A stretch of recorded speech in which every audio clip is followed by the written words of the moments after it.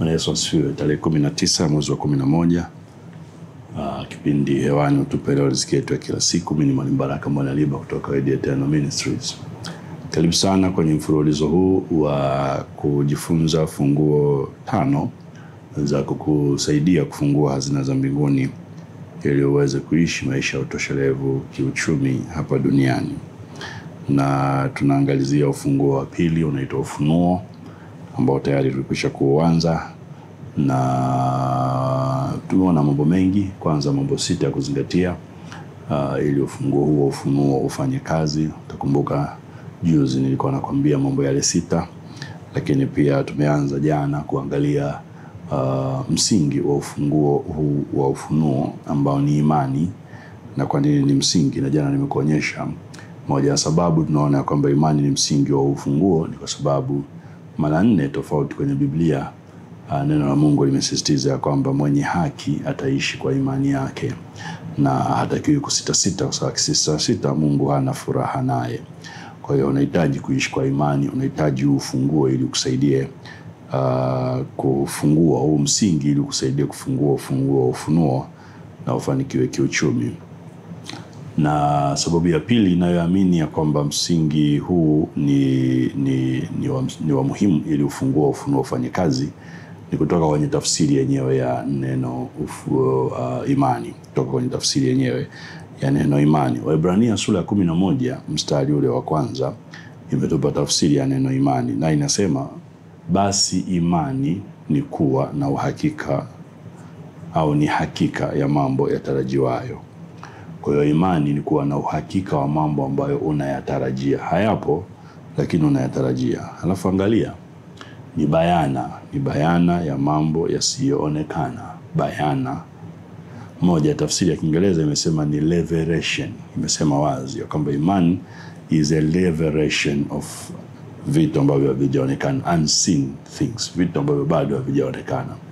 Bayana Kiswahili chepesi ni kuwekwa wazi, ni kufunuliwa. Kwa hiyo imani ni kuwa na uhakika wa mambo ambayo unayatarajia.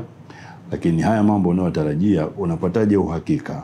Umejuaje kwamba yako? Kwa sababu yamefunuliwa, kwa sababu yamewekwa wazi. Ni bayana ya mambo yasiyoonekana, ni kuwekwa wazi kwa mambo yasiyoonekana. Yakiwekwa wazi unayaona.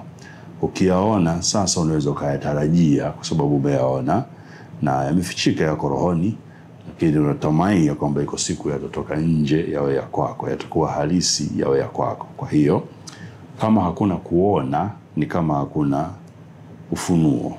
Sasa ufunuo ni kuona, na huko kuona Biblia inasema kuna bebwa na imani. Imani ni kuwekwa wazi kwa mambo yaliyofichika, ni revelation ya mambo ambayo hayaonekani. Wakorintho wa pili sura ya 5 mstari wa 7 anasema namna hiyo. Wakorintho wa pili sura ya 5 mstari wa 7, Mtume Paulo moja ya vitu ambavyo anatuandikia anasema kwa maana twaenenda kwa imani, si kwa kuona. Kwa hiyo imani inafanya ufunue rohoni, uone rohoni. Nataka uone tafsiri ni bayana ya mambo yasiyoonekana. Yasiyoonekana maana yake kwa jicho la mwilini. Hapa Paulo pia anasema hatuendi kwa kuona mwilini ila kwa imani. Kwa hiyo imani ni macho ya rohoni. Kama ningeongea kwa lugha nyepesi ningekwambia imani ni macho ya rohoni. Kwa hiyo imani inakupa kuona rohoni. Kumbuka yale mambo 6 tuliyoongea.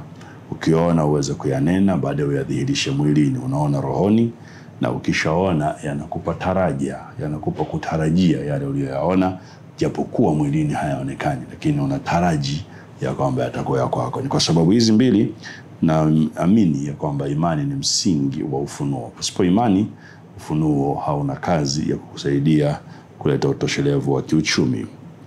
Sasa imani, Biblia imetafsiri mahala fulani ya kwamba ni roho. Imani imetafsiriwa ya kwamba ni roho. Wakorintho wa pili sura ya 4 mstari wa 13. Wakorintho wa pili sura ya 4 mstari wa 13, Biblia inasema lakini kwa kuwa tuna roho ile ile. Angalia, lakini kwa kuwa tuna roho ile ile ya imani. Kwa hiyo kuna roho ya imani kama ilivyoandikwa, naliamini na kwa sababu hiyo nalinena. sisi nasi tuamini na kwa sababu hiyo twanena. Maona, kwa hiyo kuna roho ya imani, na hii roho ya imani ikija, kwa sababu umeamini, Biblia inasema unanena, na kwa sababu umenena, basi haya mambo yatatokea. Kwa hiyo lazima uone tuliamini, na kwa sababu tulinena tunaamini tena, kwa sababu tunaamini tunanena. Lakini nataka uone ya kwamba imani sio jambo fiziki ambalo linatokea tu.